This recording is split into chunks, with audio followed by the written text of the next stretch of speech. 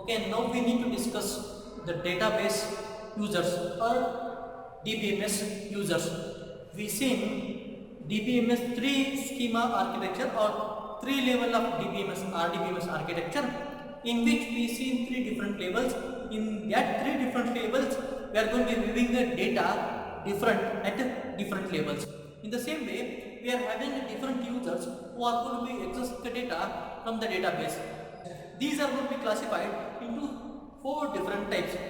Those are application programmer or system analyst, end users, database administrator, database designers, who are going to be using a database, accessing a data based on their specific operations. DBMS users ನಾವು ಒಂದು database construct ಮಾಡಬೇಕು. ಆ database construct ಮಾಡ್ಬೇಕಂದ್ರೆ ಆ ಡೇಟಾಬೇಸನ್ನು ಯಾರ್ಯಾರು ಯಾವ ಪರ್ಪಸ್ಸಿಗೆ ಹೆಂಗೆ utilise ಮಾಡ್ಕೊತಾರ ಅನ್ನೋದ್ರ ಬೇಸ್ ಮ್ಯಾಗ ನಾವು 4 ಟೈಪ್ ಡೇಟಾಬೇಸ್ ಯೂಸರ್ಸ್ ಅಥವಾ DBMS ಯೂಸರ್ನ ಕ್ಲಾಸಿಫೈ ಮಾಡಿವಿ.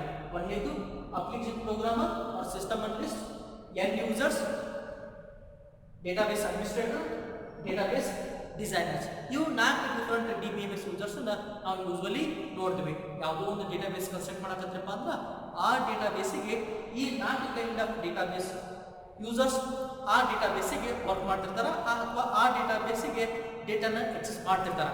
ಅವ್ರು ಯಾರ್ಯಾರು, ಅವ್ರದ್ದು ರೋಲ್ ಏನು ಮಾಡ್ತಾರೆ ಅನ್ನೋದು ಡಿಸ್ಕಸ್ ಮಾಡೋಣ. First one is application programmer or a system analyst. Application programmer or system analyst who determines the requirement of end users. If I am going to be constructing a database, for that database I need to require certain things. What type of value should be stored, what end user required, what we want to store into database. These are the end user requirements. These end user requirements are going to be analyzed and acquired by this system analyst and an application programmer. The job of this application programmer or a system analyst is that if I am going to be designing one software for a particular end user or a particular client, for those what he require, what he want to store into database, all these informations are going to be gathered by this application programmer or a system analyst. ಈ DBMS users ಕೆಲಸ ಏನಪ್ಪಾ ಅಂದ್ರೆ ಒಬ್ಬೊಬ್ಬ ಯೂಸರ್ದು ಒಂದು particular task ಅಥವಾ ಒಂದು particular operations ಐತಿ database ಮೇಲೆ. ಈ ಒಂದೇ ಅಪ್ಲಿಕೇಶನ್ ಪ್ರೋಗ್ರಾಮರ್ ಅವರ ಸಿಸ್ಟಮ್ ಅನಲಿಸ್ಟ್ ಕೆಲಸ ಏನಂದ್ರೆ ನಾ ಒಂದು ಡೇಟಾಬೇಸ್ ಡಿಸೈನ್ ಮಾಡಕತ್ತೀನಿ. ಡೇಟಾಬೇಸ್ ಡಿಸೈನ್ ಮಾಡಕತ್ತಪ್ಪ ಅಂತಂದ್ರೆ ಆ ಡೇಟಾಬೇಸಿಗೆ ಎಂಡ್ ಯೂಸರ್ಗೆ ಏನು ಬೇಕು ಅಥವಾ ಯೂಸರ್ಗೆ ಏನು ಬೇಕು ಅನ್ನೋದನ್ನ ಇನ್ಫಾರ್ಮೇಷನ್ಸ್ ಗ್ಯಾದರ್ ಮಾಡೋ ಕೆಲಸ ಈ ಅಪ್ಲಿಕೇಶನ್ ಪ್ರೋಗ್ರಾಮರ್ ಅಥವಾ ಸಿಸ್ಟಮ್ ಅನಲಿಸ್ಟ್ ಅಂತ ಕರೀತಾರೆ. ಸಿಸ್ಟಮ್ ಅನಲಿಸ್ಟ್ ಅಪ್ಪ ಅಂದ್ರೆ ನಾವು ಒಂದು ಅಪ್ಲಿಕೇಶನ್ ರೆಡಿ ಮಾಡಕತ್ತೀನಿ. ಆ ಅಪ್ಲಿಕೇಶನ್ಗೆ ಏನೇನು ಇರಬೇಕು, ಏನೇನು ಇರಬಾರ್ದು ಅಥವಾ ಏನು ಬೇಕಾಗೈತಿ ಅನ್ನೋದು ಇನ್ಫಾರ್ಮೇಷನ್ಸ್ ಗ್ಯಾದರ್ ಮಾಡೋ ಕೆಲಸ ಈ ಸಿಸ್ಟಮ್ ಅನಲಿಸ್ಟ್ ಅಥವಾ ಅಪ್ಲಿಕೇಶನ್ ಪ್ರೋಗ್ರಾಮರ್ ಕೆಲಸ. ಫಾರ್ ಎಕ್ಸಾಂಪಲ್, ನಾನು ಒಂದು ಸ್ಟೂಡೆಂಟ್ ಡೇಟಾಬೇಸ್ ಕ್ರಿಯೇಟ್ ಮಾಡಕತ್ತೀನಿ ಅಥವಾ ಸ್ಟೂಡೆಂಟ್ ಅಪ್ಲಿಕೇಶನ್ ಪೋರ್ಟಲ್ ಕ್ರಿಯೇಟ್ ಮಾಡಕತ್ತೀನಿ. ನಾನು ಸ್ಟೂಡೆಂಟ್ ಅಪ್ಲಿಕೇಶನ್ ಪೋರ್ಟಲ್ ಕ್ರಿಯೇಟ್ ಮಾಡಕತ್ತಪ್ಪ ಅಂದ್ರೆ ಮಿನಿಮಮ್ ರಿಕ್ವೈರ್ಮೆಂಟ್ ಏನಿರುತ್ತೆ ಅದಕ್ಕಂದ್ರೆ ನನಗೆ ರೋಲ್ ನಂಬರ್ ಬೇಕು, ನೇಮ್ ಬೇಕು, ಡೇಟ್ ಆಫ್ ಬರ್ತ್ ಬೇಕು, ಪರ್ಸೆಂಟೇಜ್ ಬೇಕು, father name, mother name, location. ಇವು ಮಿನಿಮಮ್ ರಿಕ್ವೈರ್ಮೆಂಟ್ ಒಂದು ಸ್ಟೂಡೆಂಟಿಗಪ್ಪ ಅಂತ. ಇದನ್ನು ಅನಲೈಸ್ ಮಾಡೋದು ಸ್ಟೂಡೆಂಟ್ ಅಪ್ಲಿಕೇಶನ್ ಅಪ್ಪ ಅಂದ್ರೆ ಅಲ್ಲಿ ಏನು ಇರಬೇಕು ಅನ್ನೋದನ್ನು ಅನಲೈಸ್ ಮಾಡೋದು ಕೆಲಸ ಈ ಸಿಸ್ಟಮ್ ಅನಲಿಸ್ಟ್ ಮಾಡ್ತಾರೆ. They determines the requirement of end users. ಅಂದ್ರೆ ಎಂಡ್ ಯೂಸರ್ಗೆ ಏನು ಬೇಕು. ಹಂಗಂದ್ರೆ what you mean by end users ಅಂದ್ರೆ ನಮ್ಗೆ ನೆಕ್ಸ್ಟ್ ಐತಿ ಡಿಸ್ಕಸ್ ಮಾಡೋಣ. Normal users, end users are those which are going to be regularly querying, updating and generating the reports on a database. Those are called as an end users. End users ಅಂದ್ರೆ ಯಾರು rarely ಅಥವಾ regularly ಡೇಟಾಬೇಸಿಗೆ query ಮಾಡ್ತಾರ, update ಮಾಡ್ತಾರ, report generate ಮಾಡ್ಕೊಂತಾರಲ್ಲ ಅವ್ರಿಗೆಲ್ಲರಿಗೂ end users ಅಂತ ಕರೀತಾರೆ.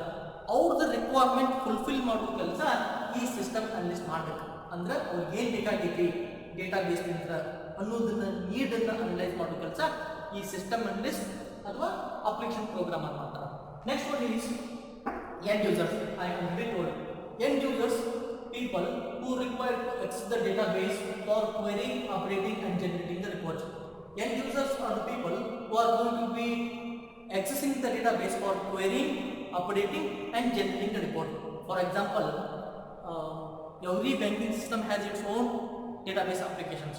They are having their own database. We are all end users. We are all end users. What I am performing using bank database is that I am querying. Querying is nothing but requesting something. Instead of that, we are going to be getting certain information. That is called as a querying.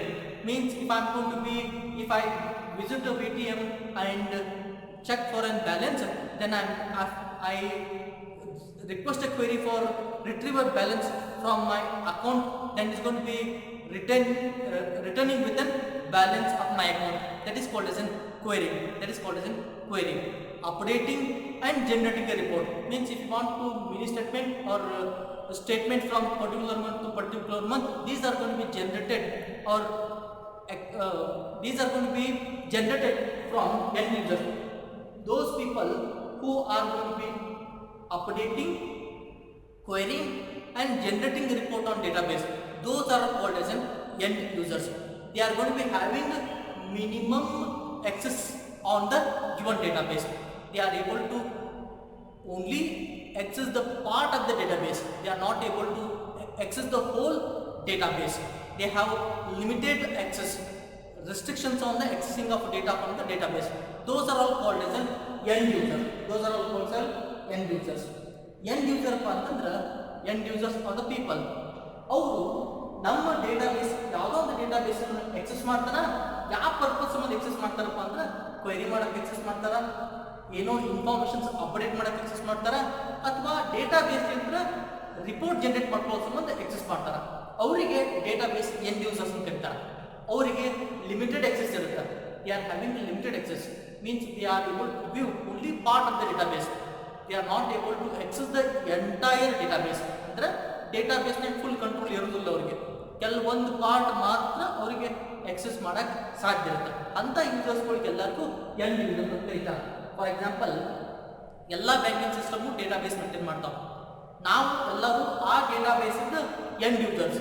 ನಮಗೆ ಏನು accessibility ಐತಪ್ಪ ಅಂದ್ರೆ ನಾವು ATMಗೆ ಹೋಗಿ bank balance check ಮಾಡ್ಬೋದು, ಅಥವಾ deposit ಮಾಡ್ಬೋದು, ಅಥವಾ ನನಗೆ ಒಂದು ಪರ್ಟಿಕ್ಯುಲರ್ ಮಂತ್ ಅಂದ್ರೆ ಇನ್ನೊಂದು ಪರ್ಟಿಕ್ಯುಲರ್ ಮಂತ್ ಒಳಗೆ ರಿಪೋರ್ಟ್ ತಗೋಬೋದು, ಅಂದರೆ ಟ್ರಾನ್ಸಾಕ್ಷನ್ ರಿಪೋರ್ಟ್. ಇದು ಅಷ್ಟೇ ಮಾಡ್ಬೋದು. ಇದು ಬಿಟ್ಟು ನಾನು ಏನಾದರೂ ಹೆಚ್ಚಿಗೆ ಮಾಡ್ತೀನಪ್ಪ ಅಂತ ಪಾಸಿಬಿಲಿಟಿ ಇಲ್ಲ. ನೀವು ಹೋಗಬೇಕು ಬ್ಯಾಂಕ್ ಕೌಂಟರ್ಗೆ, ಪರ್ಟಿಕ್ಯುಲರ್ ಯೂಸರ್ ಮಾತ್ರ ನಿನಗೆ ಎಕ್ಸ್ಟ್ರಾ ಆಪರೇಷನ್ ಪರ್ಫಾರ್ಮ್ ಮಾಡೋಕ್ಕೆ ಸಾಧ್ಯತೆ. ಇದು ಬಿಟ್ಟು ನಮಗೆ ಹೆಚ್ಚಿಗೆ ಮಾಡೋಕ್ಕೆ ಬರುವುದಿಲ್ಲ.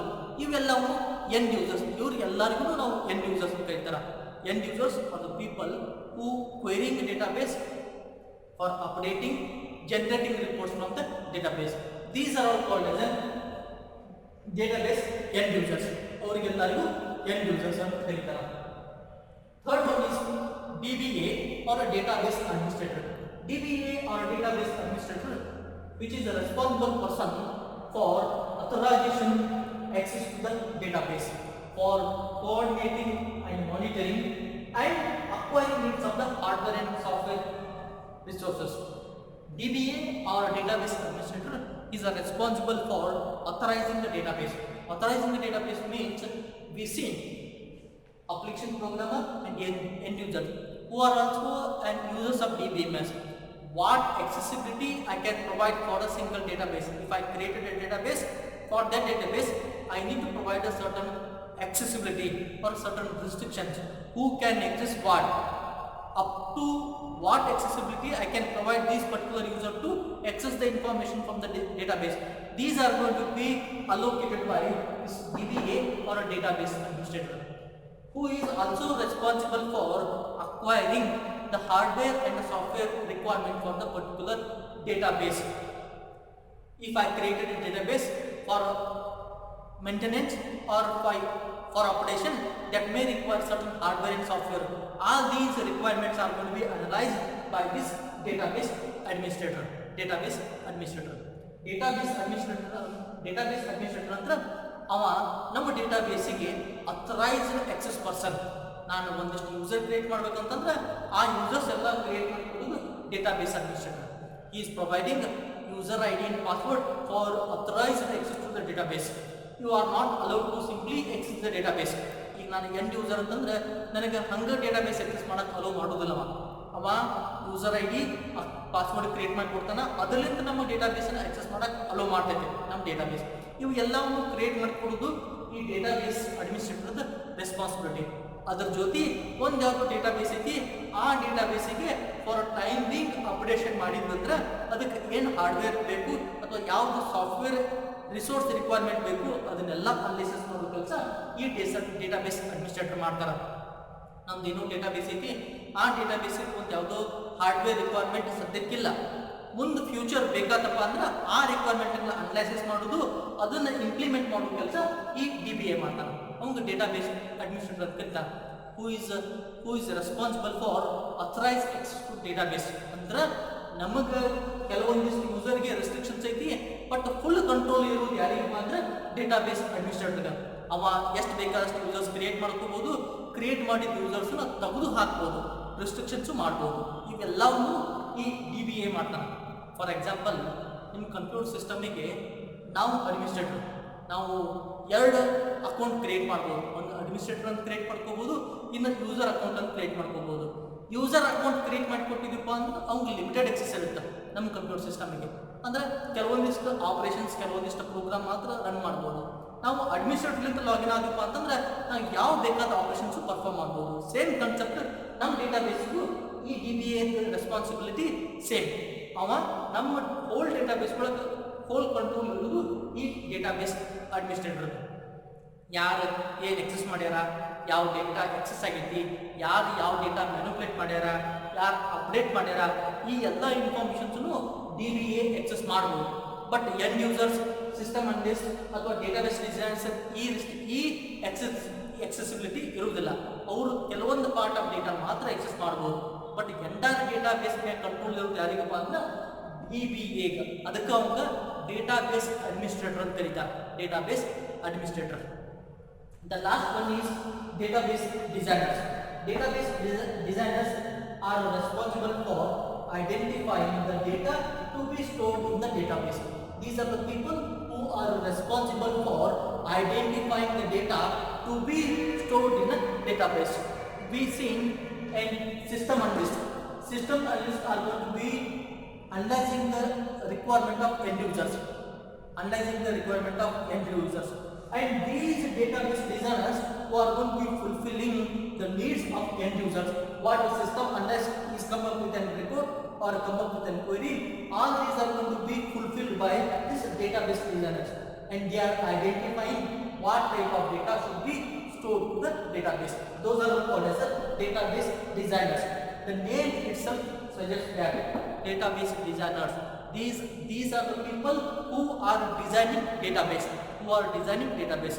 Once they are designing a database, they need to analyze the report provided by application programmer or system analyst. Based on that, they need to design a database.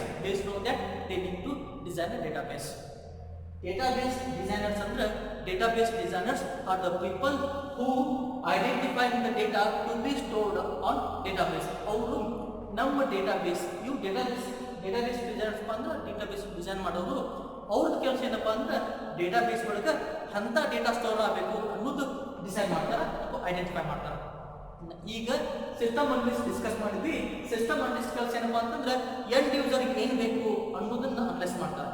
End users ಈಗ for example ನಾವು ಒಂದು student database design ಮಾಡಬೇಕಾಗೈತಿ, ಅವರಿಗೆ data information store ಮಾಡೋಕ್ಕೆ. ಈ system ಅನಲಿಸ್ಟ್ಗಳ ಕೆಲಸ ಏನಪ್ಪ ಅಂದ್ರೆ student user ಅದನ್ನ ಅವಂಗ ID, roll number, name, date of birth, marks, percentage ಇವೆಲ್ಲವೂ ಇನ್ಫಾರ್ಮೇಷನ್ಸ್ ಸ್ಟೂಡೆಂಟ್ ಐತಿ. ಈ ಇನ್ಫಾರ್ಮೇಷನ್ಸ್ ಡೇಟಾಬೇಸ್ನಾಗ ಸ್ಟೋರ್ ಆಗಬೇಕು ಆ ಯೂಸರ್ದು ಅಂತ ರಿಕ್ವೈರ್ಮೆಂಟ್ ಅಂತ ಕೊಟ್ರಪ್ಪ ಅಂತಂದ್ರೆ ಡೇಟಾಬೇಸ್ ಡಿಸೈನರ್ ಕೆಲಸ ಏನಪ್ಪ ಅಂದ್ರೆ ಈ ಡಿಫ್ರೆಂಟ್ ಡೇಟಾಕ್ಕೆ ಯಾವ ಡೇಟಾ ಸ್ಟೋರ್ ಆಗಬೇಕು, ಯಾವ ವೇರಿಯೇಬಲ್ಗೆ ಯಾವ ಟೈಪ್ ಡೇಟಾ ಸ್ಟೋರ್ ಆಗಬೇಕು ಅನ್ನೋದನ್ನು ಐಡೆಂಟಿಫೈ ಮಾಡೋರು ಈ database designers. They are responsible for identifying the data to be stored in database. ಇವರು ಒಂದು ರಿಪೋರ್ಟ್ ಕೊಡ್ತಾರೆ, ನನಗೆ ID ಸ್ಟೋರ್ ಆಗಬೇಕು, ನನಗೆ ID ಎಕ್ಸೆಪ್ಟ್ ಆಗಬೇಕು, ನೇಮ್ ಎಕ್ಸೆಪ್ಟ್ ಆಗಬೇಕು, ಅವ್ರದ್ದು ರೋಲ್ ನಂಬರ್ ಎಕ್ಸೆಪ್ಟ್ ಆಗಬೇಕು, ಅಡ್ರೆಸ್ ಎಕ್ಸೆಪ್ಟ್ ಆಗಬೇಕು, ಡೇಟ್ ಆಫ್ ಬರ್ತ್ ಎಕ್ಸೆಪ್ಟ್ ಆಗಬೇಕು. ಇವೆಲ್ಲವೂ ನಮ್ಮ ಅಪ್ಲಿಕೇಶನ್ ಆಗಿ ಇರಬೇಕು ಅಂತೇಳಿ ಈ ಸಿಸ್ಟಮ್ ಅನಲಿಸ್ಟ್ ರಿಪೋರ್ಟ್ ಕೊಟ್ರಪ್ಪ ಅಂದ್ರೆ ಈ ಬೇಸ್ನಾಗ ಡೇಟಾಬೇಸ್ ಡಿಸೈನ್ ಮಾಡೋರು ಈ ಡೇಟಾಬೇಸ್ ಡಿಸೈನರ್ಸ್. ಇವ್ರು ಏನು ಮಾಡ್ತಾರೆ, ರೋಲ್ ನಂಬರ್ ಸ್ಟೋರ್ ಆಗ್ಬೇಕಾ ಅದಕ್ಕೆ ಇಂಟಿಜರ್ ಟೈಪ್ ಡಿಕ್ಲೇರ್ ಮಾಡಬೇಕು. ಡೇಟ್ ಆಫ್ ಬರ್ತ್ ಸ್ಟೋರ್ ಆಗ್ಬೇಕಾ, ಡೇಟ್ ಆಫ್ ಬರ್ತ್ ಸ್ಟೋರ್ ಆಗಬೇಕು ಅಂದ್ರೆ ಡೇಟ್ ಅನ್ನು ಡೇಟಾ ಟೈಪ್ ನಮಗೆ ಬೇಕು. ನೇಮ್ ಸ್ಟೋರ್ ಆಗ್ಬೇಕಾ, ನೇಮ್ ಸ್ಟೋರ್ ಆಗ್ಬೇಕಪ್ಪ ಅಂದ್ರೆ ಕ್ಯಾರ್ ಅಥವಾ ಓರ್ ಕ್ಯಾರ್ ಅನ್ನೋ ಡೇಟಾ ಟೈಪ್ ಯೂಸ್ ಮಾಡಬೇಕು. ಇದನ್ನು ಅನಲೈಸ್ ಮಾಡೋ ಕೆಲಸ ಈ ಡೇಟಾ ಬೇಸ್ ಡಿಸೈನರ್ಸ್ ಮಾಡ್ತಾರೆ. ಅದನ್ನು ಅನಲೈಸಿಸ್ ಮಾಡಿ ಆ ಪರ್ಟಿಕ್ಯುಲರ್ ವೇರಿಯೇಬಲ್ಗೆ ಯಾವ ಡೇಟಾ ಸ್ಟೋರ್ ಆಗಬೇಕು ಅನ್ನೋದು ಡಿಸೈಡ್ ಮಾಡೋದು ಈ data base designers. There are 4 different types of database users who are going to be playing their different role on a given database.